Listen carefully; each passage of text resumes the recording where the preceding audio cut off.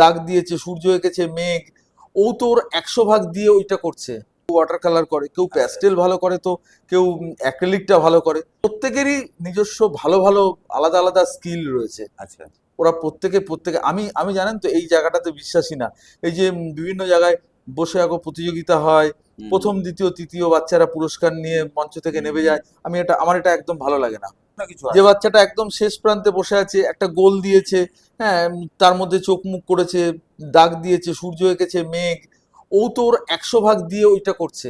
একদম একদম সঠিক তো কথা এটা একদম। আমরা তো সবসময় বলি বাচ্চাকে উৎসাহিত করো, বাচ্চাকে হুম। উৎসাহিত করো। তো আমি মনে করি সকলকেই একটা সার্টিফিকেট দেওয়া হোক, সবাইকে উৎসাহিত করা হোক। ওই মানে প্রথম দ্বিতীয় তৃতীয় 4-5 জনকে আলাদা করে পুরস্কৃত করে বাকিরা ভাবলো আমরা কিছু হতে পারলাম না, হয়তো কে জানে ওর মধ্যে থেকে। আমি তো কোনোদিন ছোটবেলায় ছবি আঁকতে গিয়ে আমি কোনোদিন কোথাও প্রথম দ্বিতীয় তৃতীয় হইনি। আজকে এত বাচ্চা আমার কাছে আসছে, ছবি আঁকতে মানে আসছে। তাদের মনের কষ্টটাও আপনি বুঝতে পারেন। একদম একদম এটা মানে কি, মন ভেঙে যাওয়া যায় যেন, কেউ কোনো বাচ্চার যেন মন না ভেঙে যায়, তাকে উৎসাহিত করা হোক। এবং চাই আগামী দিনে গার্জিয়ানরাও বাচ্চাদের যেন উৎসাহিত করে। আপনার জীবনের একটু লাইফ মানে একটু গল্পটা একটু শুনি। মানে কেমন আপনার, আপনি কোথা থেকে শুরু করেছিলেন, কোথায় আছেন, কি করছেন? আমি একটু একটু কঠিন প্রশ্ন হয়তো করে ফেললাম, বাট তাও শুনবো। আসলে ছবি আঁকাটা প্রথম দিকে সেভাবে আঁকতাম না। আমি ছবি নিজের শখেই আঁকতাম, ভালোবেসে নিজের খাতায় কিছু স্কেচ করলাম, কোনো ছবি আঁকা দেখে কিছু করলাম। তারপরে আস্তে আস্তে ছবি আঁকাটাকে যে কখন প্রফেশনে নিয়ে নিয়েছি আচ্ছা সেটা আর বুঝতে পারিনি। ওটা প্রফেশন হয়ে গেছে।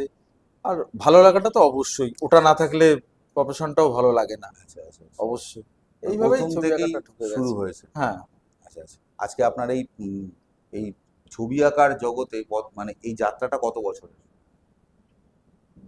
তাও বছর 30 ধরে আমি এর সঙ্গে 30 রয়েছি। বছর ধরে আছেন। এর সঙ্গে রয়েছি। কেমন লাগছে এখন? ভালো লাগে। তবে কখনো কখনো উম, হতাশা আসে না, একেবারে তা না, আসে। কিছুটা বন্ধ রাখি, আবার ছবি আঁকার ভিতর দিয়েই ফিরে আসি। কথাটা কিন্তু খুব দামি কিন্তু। যখন হতাশা আসে তখন কিন্তু এই ছবি আঁকার মধ্যে দিয়েই উনি আবার ফিরে আসেন। তো আপনাদের কাছে আরো নতুন নতুন এরকম আমাদের অ্যাপেলাইট ইনস্টিটিউটের স্যারদের সঙ্গে কথা আর ব্রডকাস্ট শোনাবো, অনেক ছোট ছোট গল্প শোনাবো। সাথে থাকুন, আমাদের এই ইউটিউব পেজটাকে ফলো করে নিন।